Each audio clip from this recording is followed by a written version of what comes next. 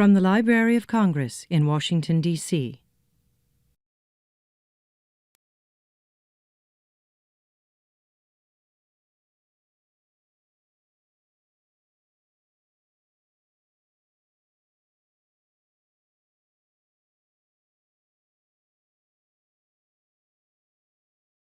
Well, good afternoon, everyone. Welcome to Books and Beyond, a program this noon sponsored by the Center for the Book, the Center for the Book and the Publishing Office. We're pleased to have you here. I always talk for just a minute about the Center for the Book, the major sponsor of this series, which is the library's primary office aimed at promoting books, reading, libraries, and literacy. We've been around since 1977, and a couple of our claims to fame are a statewide network of book promoters and literacy promoters, which exists in each state. It's been a wonderful way for us to reach out to the country, and that network started with Florida in 1984, and on our 25th anniversary, which was 2002, we managed to bribe the final 5 states in, so we were able to say that to this day we are truly national in our outreach. We also are closely involved with the National Book Festival since Laura Bush brought it to the library since 2001. I know many of you know about and are fans of the National Book Festival, and you also know that we had a major change of venue last year and went to the Washington Convention Center. And to our surprise, and I think to the surprise of many of the people who attended, it was a great success. And I can say that we are staying at the Washington Convention Center. I can't announce the dates quite yet, but they will be announced this coming week. So that is a wonderful thing for us to be able to think about. The latest Center for the Book project are the Library of Congress Literacy Awards, which are supported by David Rubenstein. We've just completed our second year of awards, and by the time that you go out to get books signed today, I'll have a stack of brochures from the last awards on the table for you to see. The Books and Beyond series started in 1996, and the intention always has been to feature new books published by the Library of Congress or in association with the Library of Congress that have some kind of connection with the library. In this case, it's going to be very obvious. In some cases, we also support results of projects from the Library of Congress, and we also draw on other partners and other institutions. The purpose really is to show the product of research and to point out the importance of all research libraries, all libraries, but that how the resources of libraries result in wonderful, not only intellectual adventures for the authors, but also wonderful lasting products. After all, the purpose of the Center for the Book is to stimulate public interest in books, reading, literacy, and libraries, and also to encourage the study of the history of books, reading, literacy, and libraries. These talks are all filmed for the website for the Library of Congress. Around 350 of them are now in various places on the website. Not quite centralized, but we're working on that. The format will be a presentation by our authors, and then a brief question and answer period, and finally a book signing that needs to start no later than 1 o'clock. But I do ask you to please turn off all things electronic, and also to realize that if you get involved in the question and answer period, you're also giving us your permission to possibly use your question and your answers or questions and answers on our web presentation. To introduce the program, I'm pleased to present Peggy Wagner, who is the managing editor of the library's publishing office. The center's relationships with the publishing office have always been close. They became especially close when, as an LC veteran, I was asked in September 1993 to become acting director of the publishing office, which was for a wonderful but very interesting and wonderful 2-year period, which is when I first met Peggy. Also during that period, it turned out my second book about the Library of Congress, Jefferson's Legacy, A Brief History of the Library, was published, and who should be my editor but one Margaret, also known as Peggy Wagner. And just to finish this little trio of relationships, I was called back in January of 2009 for a memorable 6-month period to again serve as acting director and to serve as Peggy's boss. And we finally worked it out, so we got along just fine. So with that, I'd like to introduce Peggy Wagner to introduce today's program. Let's give her a hand.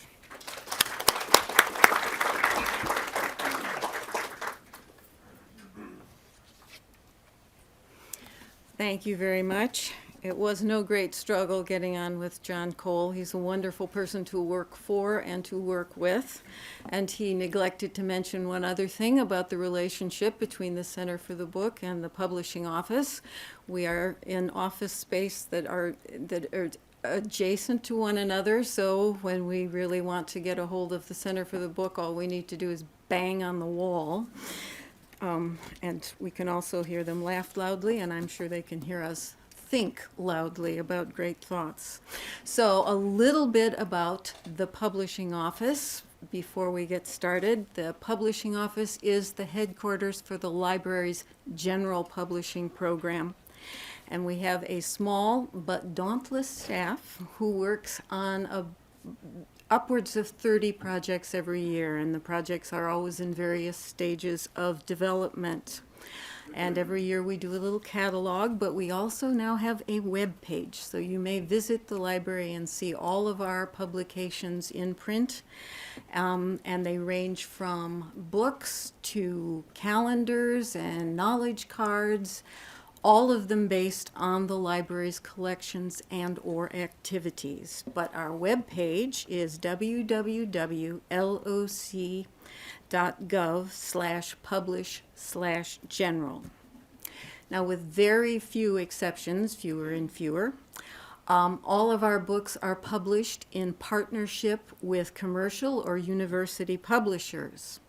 Levenger Press is our partner on the stunning, in both contents and design, book that is under discussion today. Christopher Columbus' Book of Privileges, 1502, The Claiming of a New World.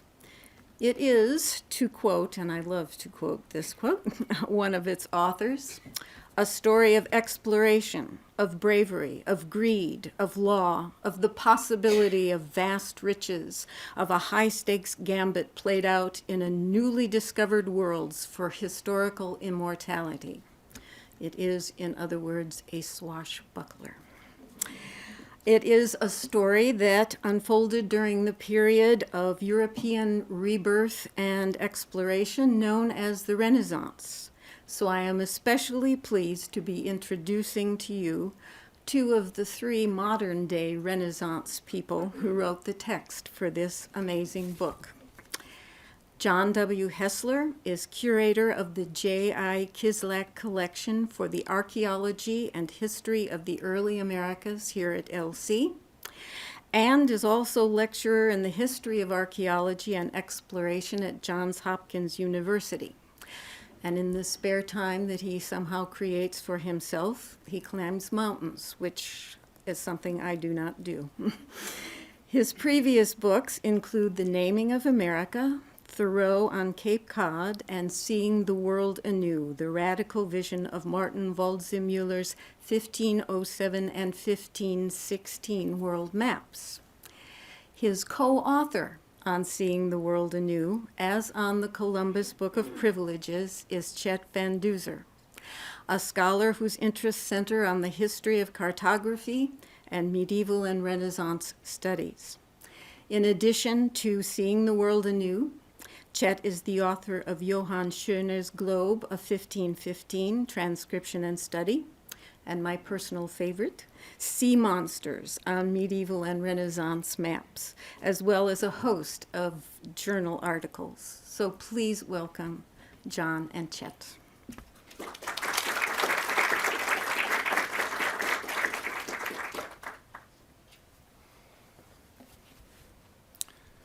Thank you, Peggy, and thank you to all of you for coming. John and I, unfortunately, as Peggy said, Dan and Simone couldn't make it, are here today to present a new book, which is a facsimile edition of one of the top treasures of the Library of Congress. It's manuscript of the Book of Privileges of Christopher Columbus. We all know who Christopher Columbus is, but his Book of Privileges is less familiar. So I'll begin by saying what the Book of Privileges is. We'll then describe its relationship with Columbus's career as an explorer, and finally we'll discuss the process of understanding what the lands were that Columbus had discovered. Columbus's plan, of course, was to reach the east by sailing west, and that plan looks reasonably straightforward on the globe of Martin Beckheim, which was made in 1492, the same year that Columbus sailed, and thus the globe does not include the Americas. Columbus would sail westward across the Atlantic and reach Japan, and from there, mainland Asia. The voyage would be long, but seemed feasible. In Asia, he expected to find a wealthy and sophisticated civilization with elaborate palaces, sovereigns rich in precious stones, and merchants ready to trade silk and spices. Anticipating the success of his venture, even before his first voyage in 1492, Columbus began negotiating with his sponsors, Ferdinand and Isabella of Spain, about what would be his and what would belong to the king and queen from the riches he encountered. His earliest agreement with the sovereigns, made in April 1492, guaranteed Columbus the title of Admiral of the Ocean Sea and also the titles of Viceroy and Governor-General for the sovereigns in any lands he found, and 1/10 of all the wealth obtained during the voyage. On his second voyage of 1493 to 1496, Columbus took with him 1,200 settlers and the equipment and supplies necessary to establish a colony. The project of establishing a colony entailed a whole new set of much more complex agreements with the Spanish crown. Columbus's Book of Privileges is the collection of all the legal documents, royal charters, writs, letters of understanding, and a papal bull that spelled out his rights and responsibilities in the discovery, conquest, and colonization of the newly discovered lands in the West. 4 basically complete manuscripts of the work survive, and there are also 2 fragmentary manuscripts. The Library of Congress manuscript is one of the essentially complete ones. It is not a large book, containing just under 100 pages, but the documents in it had a powerful influence on the lives of millions of people in the New World. Just to have another quick look there at another folio from the manuscript. It was between his third and fourth voyages, that is, between October of 1500 and May of 1502, that Columbus compiled his Book of Privileges. And to understand the book's genesis, we must look at the events leading up to that period. We are familiar with the story of the years Columbus spent seeking support for his idea to sail west to reach Asia, and the culmination of those years of effort in the sighting of land on the morning of October 12, 1492, his first peaceful encounters with the native peoples of the Caribbean, and his triumphant return to Spain with news of his discoveries early in 1493. Columbus's second voyage, which lasted from October of 1493 to June of 1496, was something very different from his first. Instead of 3 ships, he commanded 17, and brought 1,200 colonists to settle on Hispaniola, the island which today is divided between the Dominican Republic and Haiti. He chose a site on the northern coast of the island and called it Isabella after the Queen. Establishing and organizing a settlement on the island was laborious, and some of the colonists instigated a rebellion, which Columbus crushed. Leaving the settlement under the command of his brother Diego, Columbus went exploring, eager to find the mainland of Asia. He sailed west along the southern coast of Cuba, trying to convince himself that the island was that mainland, and returned to Hispaniola in September of 1494 to take up his duties as governor. Columbus was a poor administrator, and the anger of the Spanish settlers against him increased with time. Reports of the problems on Hispaniola filtered back to King Ferdinand and Queen Isabella in Spain, and they sent a man to investigate, and Columbus realized that he needed to return to Spain to tell his version of events. The second voyage was far from successful. The colony was torn by strife and was generating little in the way of profit. Columbus had still not found the rich Asian civilizations he was hoping to trade with, and Columbus's reputation at court was tarnished. The third voyage, which lasted from May of 1498 to October of 1500, has one bright spot, but otherwise was a grim affair. 6 ships departed from Spain, 3 carrying supplies for the colonists on Hispaniola, who had been relocated to Santo Domingo on the island's southern coast, while 3 others, under the command of Columbus, would seek Asia. Columbus took the 3 ships further south than he had on his previous voyages and made land on an island he named Trinidad, which was located, unbeknown to him, just off the coast of South America. From the southwestern tip of Trinidad, he headed north until he encountered land which he assumed was an island, calling it Isla de Gracia, but was actually a peninsula in what is now northern Venezuela and part of the continent of South America. On the morning of August 4th, 1498, the thundering wave of a powerful tidal bore caught the ships in the strait between Trinidad and the mainland, lifting them high and then dropping them again, something Columbus feared could have capsized the ships. On August 5th, 1498, he and his men landed in a cove along the southern coast of the peninsula, the first time that a European had set forth in the continental Americas since the Vikings reached Newfoundland around the year 1000. They sailed west in the hope of finding a way around the supposed island towards the open ocean in Asia. Instead, they found that the water they were sailing in was brackish and then fresh, and they spied 4 rivers spilling water into the Gulf. Not finding an outlet to the west, they sailed out around the peninsula and north along the coast of Venezuela, and the sight of that coast stretching into the distance provided the last bit of evidence that sparked Columbus's realization that the land before him was not an island, but a continent. Columbus wrote to the king and queen, I am convinced that this is a very large mainland, which has not been known until today, and I am led to this conclusion by the existence of a very large river in the freshwater sea. And if this is a mainland, it is a wonderful thing, and will be seen as such by all learned men. For such a large river empties here, that it makes a freshwater sea which extends for 48 leagues. Columbus then deduced from the beauty of the continent, and from the tremendous volume of fresh water flowing from it, that the terrestrial paradise must be located within it. This apparently strange theory made some sense in the context of medieval geography. Columbus thought he was in the eastern reaches of Asia, and the terrestrial paradise was believed to be in that same area. In this world map made in 1475, we see that the terrestrial paradise is at the eastern edge of Asia, right where Columbus thought he was. Moreover, the fountain of the terrestrial paradise was thought to be the source of the world's 4 largest rivers, and Columbus had seen a large gulf of the sea filled with river water. The tidal bore had made a strong impression on him, for it persuaded him to believe not only that the largest source of fresh water in the world was nearby, but also that it was up on a stupendously high and broad mountain, down whose sides the river coursed, just as in this image of the terrestrial paradise. For Columbus, all the signs indicated that after so many years of planning, seeking support, and sailing, he had finally found the mainland he had been searching for. And the idea that he was near the terrestrial paradise must have been enormously exciting.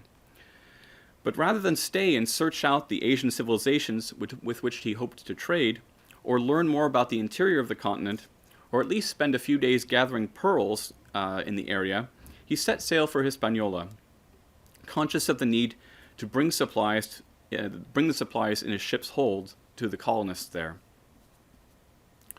What would otherwise have been the transcendent exultation of finding the mainland was tempered by an illness that struck Columbus, apparently a form of arthritis combined with an inflammation of the eyes. And things only got worse. Christopher's brother Bartholomew had been left in charge of the colony on Hispaniola, and his administration had been brutal and disastrous. There had been a revolt, and half of the colonists had established a rival regime in the western part of the island. Columbus reached Hispaniola at the end of August 1498. After protracted negotiation, he was able to make peace with the rebels and bring them back to the colony that he had founded, but before that occurred, complaints about Bartholomew's administration had reached Spain, and the monarchs had sent an administrator to investigate. When that administrator arrived and saw the situation, he took over and threw Columbus and his brothers into jail. And within weeks, in early October of the same year, Christopher Columbus, in chains, was sent aboard a ship and sent back to Spain in disgrace. Thus ended Columbus's third voyage, in return to Spain not as Admiral of the Ocean Sea or Viceroy and Governor of the Indies, but rather as a prisoner and very far indeed from the Terrestrial Paradise. When Columbus told his side of the story to Ferdinand and Isabella, the sovereigns promised justice and a restitution of the rights and offices that Columbus had negotiated with them, but months passed and there was no redress.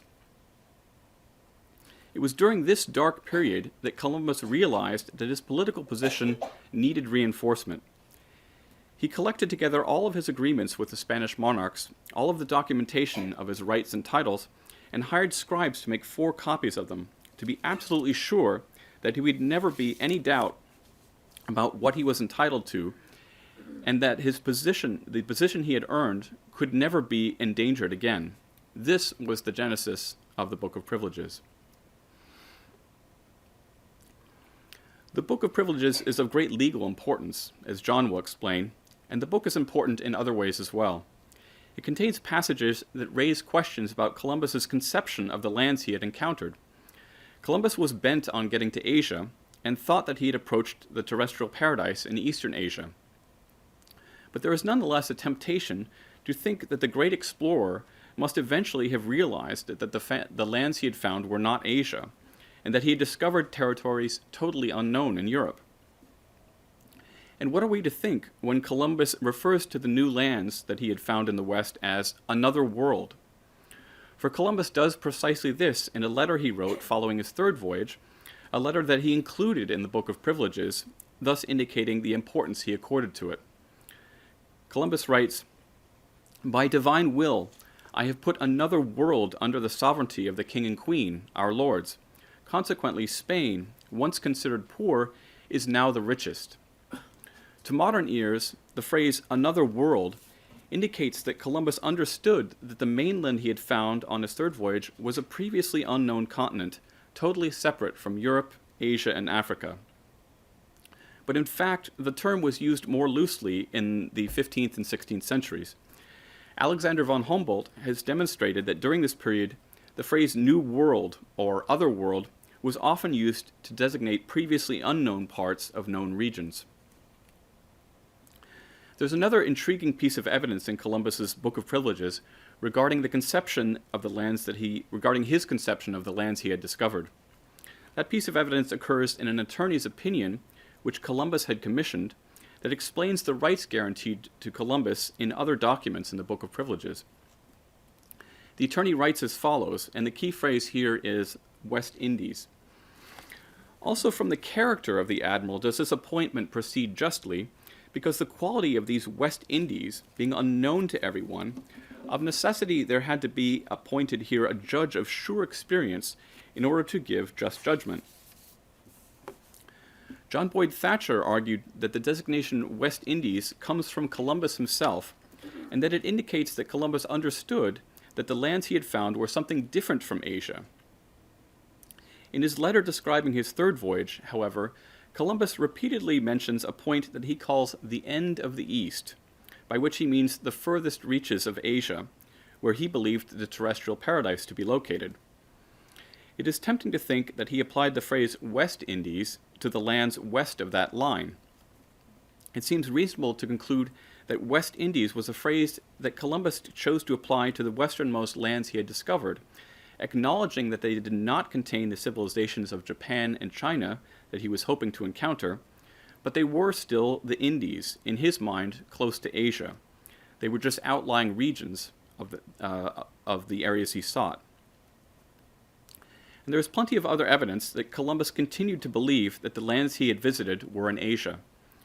In a letter he wrote about his fourth voyage, from May of 1502 to November of 1504, on which he again reached the mainland, Columbus says that he understood from the native peoples that there was a wealthy region called Siguare 9 days inland from the coast, where there was an infinite amount of gold and spices, and that 10 days' voyage east of Siguare was the river Ganges in India.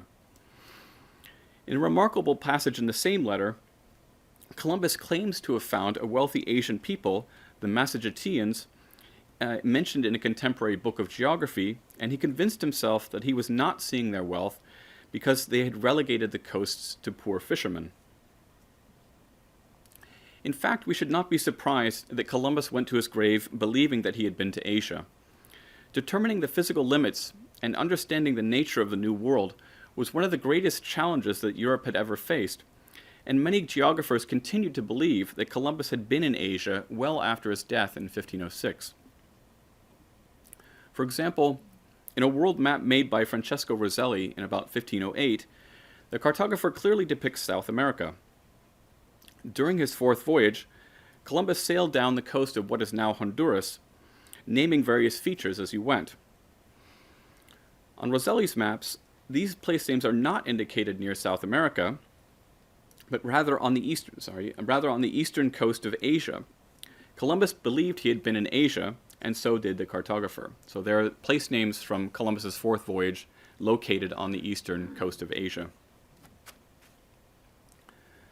Martin Waldseemüller's Carta Marina of 1516, which, like the Book of Privileges, is one of the treasures of the Library of Congress, shows South America and the Caribbean, where we would expect them, but where we would expect North America, it has a large landmass, which is labeled the land of Cuba, part of Asia. The cartographer had followed Columbus in believing that Cuba was a peninsula of Asia. This same theory that the newly discovered lands in the West were connected to Asia continued well into the 16th century.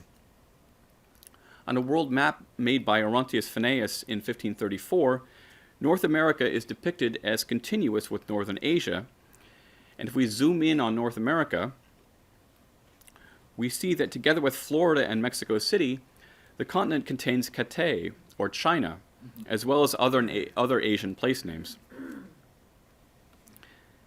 And finally, the situation is very similar on Caspar Vopel's world map of 1558, made more than 50 years after Columbus's death. If we look closely at North America, we see that part of it is clearly labeled Asia Orientalis, or Eastern Asia. The physical work of exploration in the late 15th and early 16th centuries was slow and dangerous, and in its way, the intellectual part of discovery, to interpret the data that the explorers were reporting and understand how it fit with earlier ideas about the world's geography, was no less complex and difficult. Columbus's Book of Privileges, in addition to its importance as a legal document, contains passages that reveal the explorer's thinking about what it was that he had discovered. The process of understanding what the new lands were and how they fit into the world's geography would continue for decades, and indeed, new interpretations of the discoveries are still being worked out today. Thank you very much.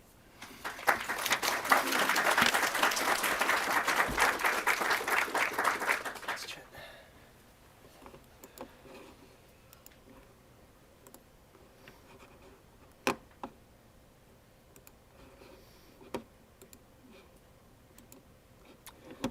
Well, thank you, Chet, and thank you all for coming. Peggy, John, thank you for your introductions. I'm going to go a little bit deeper into the book itself. Chet gave us a great rendition of Columbus's voyages and sort of the cartographic history and what Columbus may or may not have known. The book itself, however, contains a lot of mysteries, and some of which have to do with its later interpretation. And that probably is one of the most important things about the book itself. After contact happened, once we got many more explorations after Columbus, the book became interpreted in many, many, many different ways, and it really held its own as a legal document for the exploration and colonization of the New World for probably a century after it was actually written for Columbus or gathered together by Columbus. And so I'm going to talk a little bit about the legal foundations of the book and how it kind of influenced even people like Thomas Jefferson, who later on would make a few comments on the actual Book of Privileges itself. And so the title of my talk, The Height of Land, or The Height of Law, The Height of Injustice, actually comes from Cicero. Cicero saying that just because it's law doesn't mean it's just. And really, I think the Book of Privileges kind of encapsulates that in a really precise way. It is the height of Spanish law. It is probably one of the great documents that show both notary practice and scribal legal practice during this period, but also for certain peoples, it was also the height of injustice. Now, this is obviously what the book looks like. As Chet mentioned, it's one of the top treasures here at the library. What that kind of means is that we can't really show it to you without bringing a police officer along. We did show it last week at the Madison Council meeting, so it was taken out of its cocoon for a brief period of time, but it has rarely been exhibited here at the library. The provenance of the book itself is somewhat unknown. We know it was purchased in Florence in 1818. It was later lost for a period. A collector named William Everett had it in his book collection. Everett's house burned down. It was thought lost because most of Everett's library was lost, but then later on his son was moving Everett's desk out of a study, a desk that had survived the fire and had sat in the house for many years after, and couldn't get one of the drawers open and really yanked it, and there was the Book of Privileges stuck up underneath the drawer, having survived the fire, and any movers or garage sales that they were about to have. It was purchased in 1901 for the Library of Congress by the then librarian Putnam. And so it came to the library in 1901. It has never been published before. This is the first facsimile. It is really a very understudied piece. And one of the reasons, hopefully, for the facsimile is to break this thing out of its cocoon and get other scholars to be able to look at it in a little bit more detail. Chet kind of went through the whole list of the reason why this was put together. But basically, if we think after that third voyage, when Columbus came back and changed, and he basically said to himself, kind of like, holy crap, I might not come back from the fourth one. He got all the papers together that he had squirreled away in the little shoe boxes and all of his important papers and had a scribe put them together. Also included in the book is the permit to establish a hereditary trust for his family, basically thinking to himself, okay, in case I don't come back, I basically want my affairs in order for my family. And so basically, to a certain extent, that's what this book really is. Now, we could talk a lot about the charters, and I'll get a little bit into those in just a bit, but I'm not going to spend a lot of time on the actual charters that are in here. But I am going to talk about the two papal bulls, and they are probably the most important documents in the Book of Privileges. Unlike all of the other copies of this book, the four that Chet mentioned, ours has a unique papal bull in it that isn't included in the other three copies. And that papal bull is not this one. This is the beginning. This is the page everyone shows because it has the great illumination of the Alexander VI. But that second papal bull is a matter of extreme controversy, and we'll get to that in just a bit.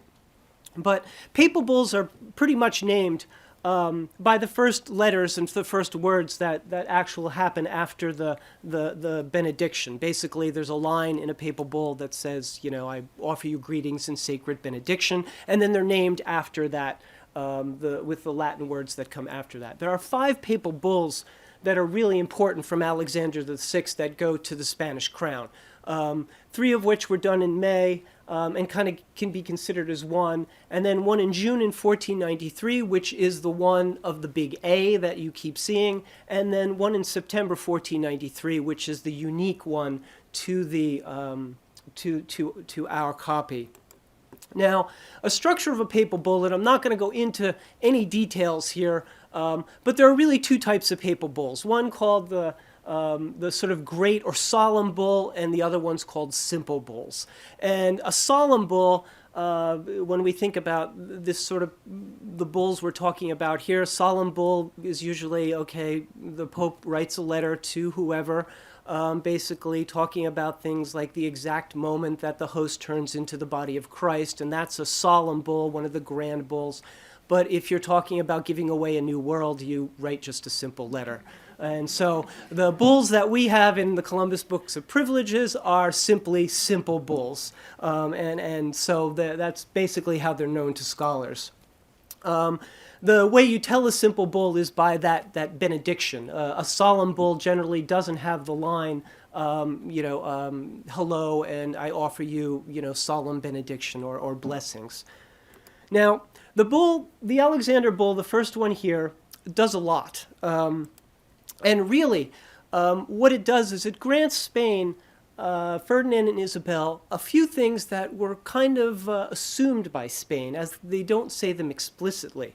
But they're kind of modeled on bulls that were previous, and to make the sort of long story short, done by Nicholas V and by Alfonso V, two previous popes, and that were given to the Portuguese. The Portuguese, if you recall, were kind of sailing around the coast of Africa during this period, also looking for passages over to Asia, and were also being granted by the Holy See certain rights.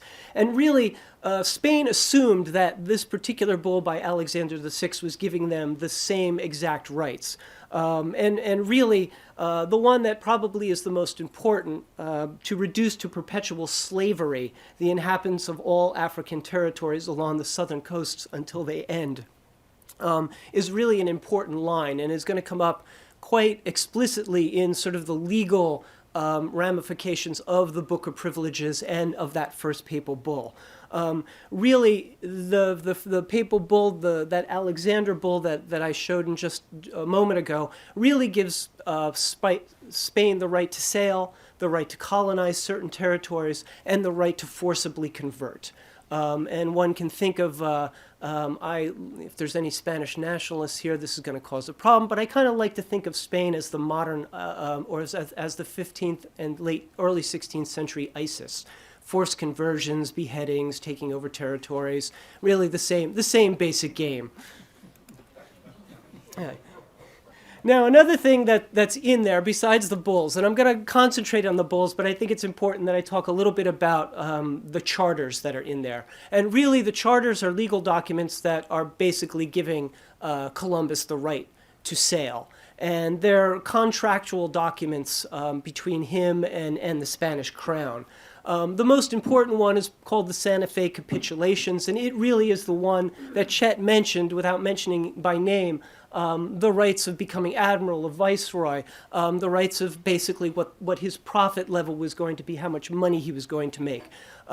These things proved so controversial, however, to the Spanish court that almost all the rest of the documents in this particular things are constant revisionings, relivings, commentaries on these rights and privileges, what they really mean. And Columbus himself many, many times had to go back to the Spanish crown and ask for clarification. I need a new document. There's this person in the court who's giving me trouble. And a lot of the documents are that. And the book itself, when read as a whole, gives you incredible insight into the workings of the Spanish court of this period. It is an extraordinarily rich document, which anyone who's interested in the history of this period, because of their primary source level, because of their non-narrative nature, they just give you just a feeling of what it must have been like to be making these negotiations, and to a certain extent, the bravery of the people who were going to make them, and really what little they actually got out of it in the end.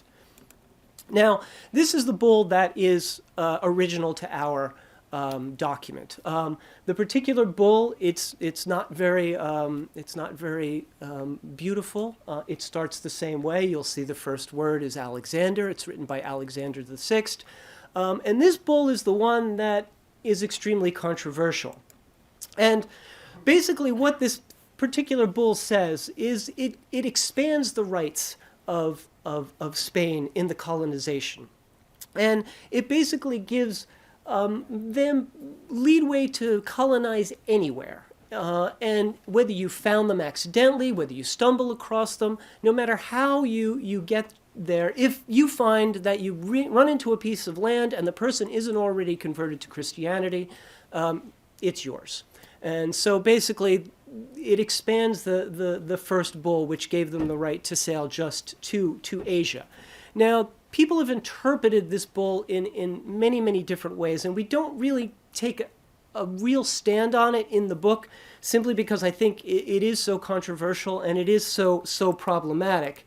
But when it was first read, when this bull was first looked at by a scholar whose name was Seymour de Ricci, really took a close look at it in 1931. He wrote this letter to the Librarian of Congress.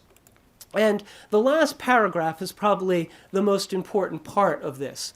And what it says is, I fancy this is, if really written in 1493, as I believe it to have been, and he's talking about that unique bull to our piece, the earliest manuscript extant record of the discovery of America. And Chet and I have kind of played around with the language in this bull, and it's really difficult to understand what de Ricci is talking about. But there seems to be an implication in the bull itself that, in fact, there is a new world that has been discovered, that someone in the Spanish court is thinking that maybe this isn't exactly what Columbus thinks it is, and so this bull is written just a few months after that first one to kind of clarify the situation. If this is true, and it's kind of difficult to determine whether it is or not, it remains that sort of beautiful mystery of the perfect philological object that there's not enough information to really decide anything on, but just enough for us to continually speculate forever. It would make the Library of Congress the resting place of not only the first map that has the name America and pulls the New World off of Asia, but also of the earliest manuscript reference to the physical discovery of the New World. So, a nice purchase in 1901. Now, the bulls were interpreted much differently as time went on. By the late 1530s, a whole series of books had been published on the New World. And the people that Columbus had encountered at first, the Taino culture, were a fairly simplistic people architecturally. Their arts were not as well developed as the Aztec and Mayan civilizations that later conquest were going to show. So they were easily thought that we could dominate these people. They are primitive. Columbus actually, in the Book of Privilege, says they're so docile, they're so beautiful, they will make excellent slaves and servants. But by the 1530s, people started questioning some of that kind of attitude towards the native peoples. And this is some of the Taino, what the Taino culture's objects look like. These are actually from the J. Kislak collection. We have a fairly representative collection of Taino objects. And you can see, if you know anything about sort of Mayan art and pottery, this is a lot simpler, a lot less well developed than the large civilizations that the conquistadors would then contact. So during the very early part of the 16th century, Spain only occupied just a handful of places, and their encounters were very limited. But by the 1519s and the 20s, with Pizarro and Cortez, and Pizarro a little bit later, word started to filter back that some of these peoples were not as primitive. And certain Spanish lawyers who were at that time trying to enforce Roman law onto the court began to question what was happening in the Book of Privileges. And one was Francisco Victoria.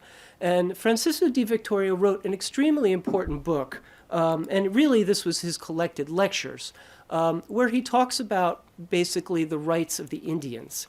And one of the things Victoria says in this particular book is really that he's going to question the claims of dominion that are given in the papal bulls. And the papal bulls the Pope and the Holy See really give Spain the right of determination over the physical bodies of the Indians. Victoria also will question the right of the Pope to grant dominion. In other words, grant to Spain any of those rights that would take self-determination away from the native peoples. Victoria writes about the fact that native peoples were always in possession of their own self-determination. They had polities, they had religious rights. And even if those religious rights were quote-unquote heathen, they were still of a nature to show that they had dominion over themselves. And so he's going to argue in this book that they have undisputed possession of their own property, both public and private. And in fact, he will argue in the book for an inalienable right of self-determination, and he will argue for a separation of church and state, that in fact, that one cannot, the Pope does not have the right to grant dominion to Spain. The Pope only has the right to talk about religious issues, and Spain, in the same way, has no right to attempt to enforce forcible conversion, which Victoria writes was something that was impossible. And this sort of gels. There's a lot of change. There's a lot of, later on, a lot of difference in the way the Spanish will treat the native population. And one interesting letter in 1787, Thomas Jefferson will write a letter to a friend of his saying that he believes that all Americans should learn Spanish. And he says that because the earliest history of the continent is written in Spanish, and also that the foundation of the natural right of self-determination exists in the literature of Spain, based on the wrongs of the conquistadors and the early Spanish rule. Thank you very much. And we could take some questions. So.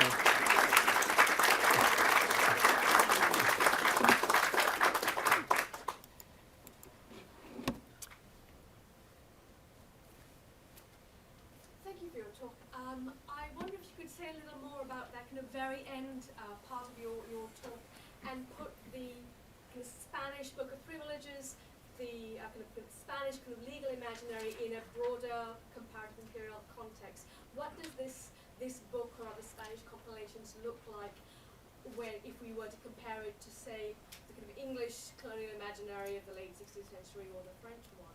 Well, it's kind of interesting. You know, right at the time this is written, and there's the documents that are in here are outside of the papal bulls, are really, in a way, personally directed towards really specific aspects of Columbus's colonization. Everything from granting the rights to take prisoners to how much you would pay them. There's even a piece in there about the Taino. Columbus writes back to the king and queen of Spain saying that, listen, these people have no writing. They don't know what to do with the piece of paper that I give them that says they pay their taxes. He gets a piece back that basically says, well, listen, this is what you're going to have to do. You're going to have to found a mint, and what you're going to do is you're going to mint amulets, and you're going to sew them onto their dress, and so you will know by these gold things that you sew onto their dress that they have paid their taxes. So a lot of it has to do with those specifics. The papal bulls kind of are a little bit higher. I mean, they're really based on traditional Roman law, and so you're really just looking at this interaction between canon law and basically business contracts that are going back and forth. One thing that is very interesting about it, at least from a broader contextual standpoint, is this really does become the foundation of these initial colonies. And I think from that perspective, there's this sort of time lag. There's all these very legal principles take a while to catch up. So I don't really know about the English side of it, but in the 1540s, at this period is a very active time in the interpretation of Roman law, the right of self-determination, right of slavery. What does that mean? So it really is all caught up in the complexities of that. There's reinterpretations of Aquinas' notions of natural law at this period, so it is a complicated mess. I kind of deal with it a little bit in the book as best I can, but there's several dissertations in that, you know.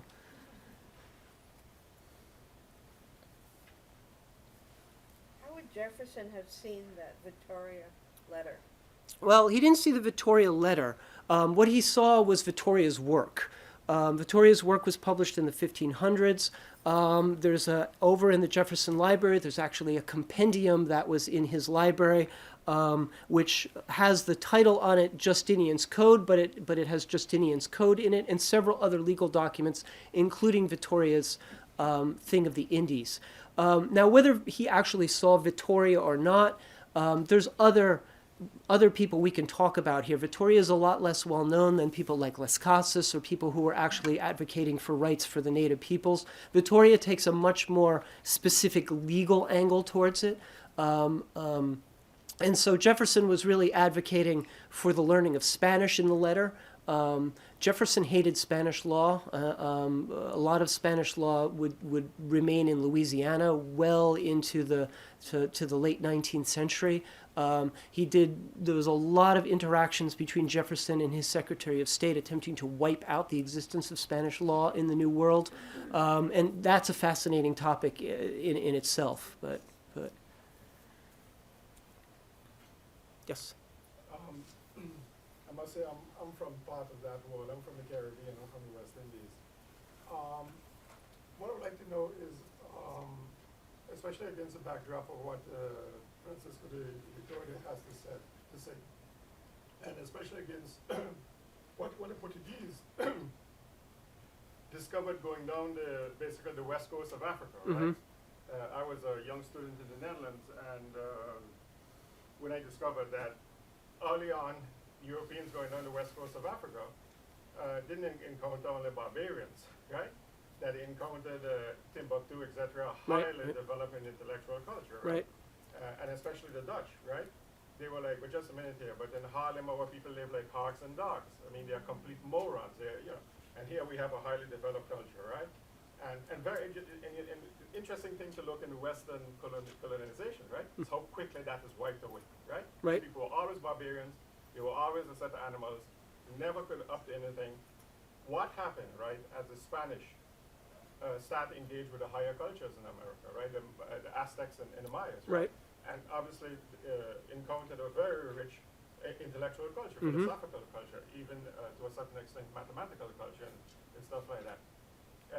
Did that in any way strengthen the hands of people like the Francisco de Victorias and things? Or at that point in time was the colonial mentality so deep already that basically there was no chance? No, actually, I think at this point is when you begin to see those cracks actually happen. Victoria is both an instigator and a result of those kinds of thinking. If you think about someone like Diego de Landa, Jesuit who was basically burned many of the Maya books, but yet at the same time copied down their letters, and was very cruel to the Mayans that they encountered. And this is in the 1530s, 1540s. Was recalled to the Vatican, recalled to Rome, and basically told to kind of knock it off. And things after that period begin to really smooth out a little bit. Now, no one's going to say that, even Vittoria, I mean, I've painted him a little bit, perhaps a little bit too high in this case, because really what he's going to claim is that in fact, that the only way Spain could justify their colonization is to treat these people as they are children. In other words, teach them the wrongs of their ways, not force them, not torture them. It's not this grand, beautiful, Enlightenment idea that everyone is created equal and all of that kind of stuff. It's definitely not that.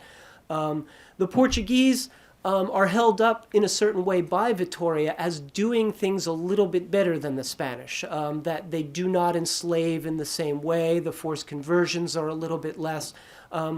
It's such a complicated time, and any generalization becomes really difficult. But I think in the late 1530s, 1540s is really when you're beginning to see people questioning those initial attitudes. And I think this is sort of common historically. You've got this, when there's this colonization move, there's a certain cruelty that takes place, and then it smooths out a little bit, only to probably reassert itself later. But I think Vittoria and many other people are starting to think this way at this time, mostly because of the reports coming back of the great civilizations. What kicked a lot of this in was the great Inca massacre. That's what really began a lot of people thinking. The reports coming back to that horrified many of the clerics, simply because, not because they were worried necessarily about the people, but they were worried about the souls of the Spanish crown, that they were doing things that were, utterly wrong. So whoever wants to. Yes, I'm thinking about Alexander VI, an interesting fellow to say the least. But his family is in origin Spanish. Mm-hmm. And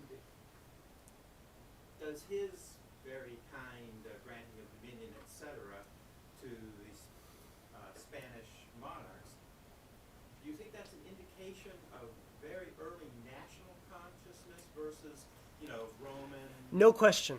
It absolutely is. It absolutely is. There's no question about that. I think he was a Spanish pope. I think Isabel and Ferdinand certainly benefited from that. He also had to walk the Portuguese line. I mean, we do have the Treaty of Tordesillas just about this time when the Spanish and Portuguese divide up the world. The first couple bulls really do seem to want to placate both groups. Those later two seem to just throw that out the window in a way. And I think that may be the Spanish, the Spanish nationalism it being very important. I have a question for Chet, if I may. Good. I was really amazed, I think, by how disparate the maps that you showed us. You put up like the one with the Terrestrial Paradise seemed like a kid's drawing almost, whereas then you had incredibly complex maps that were trying to fit together that jigsaw. And I just wondered, like, how as a cartographer you deal with this huge disjunction in ability, and I suppose how Columbus would have approached those kind of maps. They don't seem like the type of maps you can pull out and use on your way to the West Indies. No. So one aspect of that is the 1475 map I showed is printed, and there were manuscript maps at that time that were more sophisticated, and there were in particular manuscript nautical charts that were tools for navigators that would have been used to guide a voyage. So the 1475 map is not something that one could use to travel anywhere, even on land. But there were indeed much more sophisticated maps available at that time. And it was also a period when cartography and knowledge of the world was changing very dramatically. So from 1475 to the early 16th century, just the knowledge of the world changed a lot. So there was a lot to incorporate. And the maps of the period had to basically... one of the advantages of Ptolemy's geography is it makes the system of latitude and longitude makes it relatively easy to incorporate new discoveries. So that was one of the reasons that the rediscovery of Ptolemy's geography in the 15th century was so exciting, as it was a scientific mathematical system that allowed new lands to be incorporated easily. And just in addition to that, it was impossible to figure out where you really were. And so the maps were only as useful as you could do that. I mean, Columbus in his diaries talks about there's a place in about the mid-Atlantic where magnetic declination goes from negative to positive, and in his diaries he talks about, basically says, holy crap, what the hell happened? So finding where you were was, mapping was not exactly, an exact science. So. One more question? Clean language only. No, he really said that. Is this the first attempt that's been made to publish facsimile of Book of Privileges? The copy here. Yes. Yeah. Yes. Why hasn't it been tried before? Conservation wouldn't let it out of their vaults. It's a good question. Why this hasn't been attached, just, the story of this, I mean, this wasn't on Chet's radar or my radar at any moment. This was our publisher happened to be watching TV one night and turned on the History Detectives And lo and behold, the former chief of the Geography and Map Division was giving a 2-minute spiel on the Columbus Book of Privileges, which they had put beautifully perched inside the main reading room. And she called me up and said, "We got to do this." And that's how this book started. It wasn't on our radar at all. It was just the History Detectives, which is strange that they would have started a scholarly project. But hey, you never know where it's going to come from.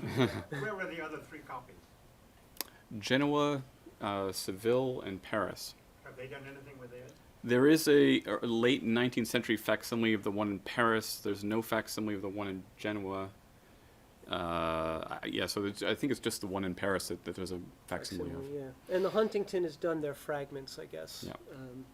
So. And there's also a fragment at the John Carter Brown Library, but there's no John Carter Brown. No, it's the John Carter It is, Brown. there is a facsimile of the one at John Carter Yeah. Brown, not of the one at the Huntington. Yeah. What are you putting on the website In terms of, of this book? Oh, the scan will be on the World Digital Library. I think in the next month or so it will come up. The book itself won't be, but the actual scans of the Book of Privileges will appear there. And your essays? Our essays will not be on there. No. Don't stay here for a second. Well, we need to conclude, but I have a final question for John, or maybe Chet. Thank you. Both did a great job. But I noticed that Herbert Putnam purchased this, and it was 1904. Do you know that? 1901. It was in 1901. Yeah. Which is interesting. He was the Librarian of Congress. He'd only been librarian since 1899. And listening to your wonderful talk made me think a lot about kind of the iconography of conquest and adventure and exploration that we have in the Jefferson Building. And if you think of immediately after the Kislak collection itself as something representative, you think of the Columbus statue, in the main reading room is divided into 8 fields of knowledge. One of them is commerce, and of the 16 figures, only 3 are Americans, but one of them is paired with Columbus. Columbus is one of the 2 figures representing commerce.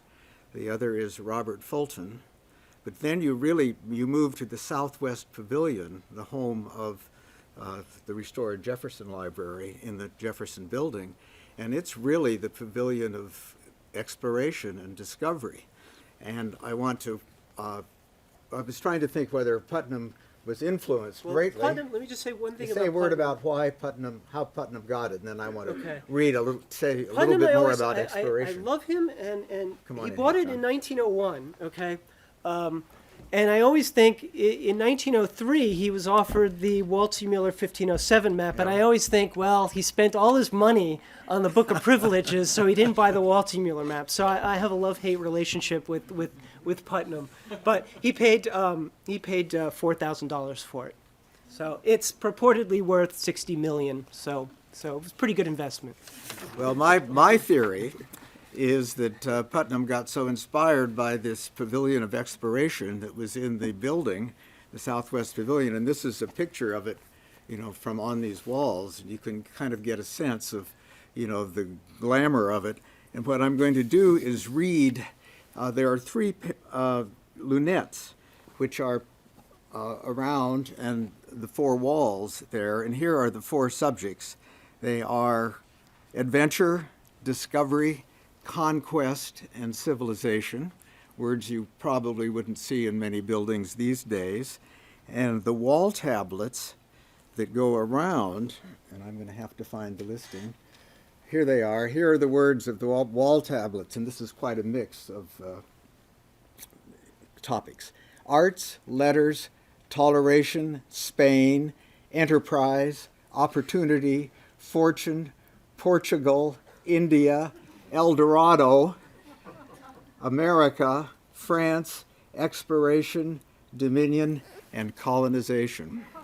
That's 1897 America, but Herbert Putnam and maybe he was inspired by that, maybe not. The other little story is that John Russell Young, who had been librarian preceding Putnam, was a very active figure in supporting as a journalist and as a politician the Spanish-American War. So that part of our building really, in a way, is a illustration of the lecture you saw in addition to these slides. But we're going to conclude with the book signing, and please thank Chet, John, and Peggy for a wonderful book and presentation.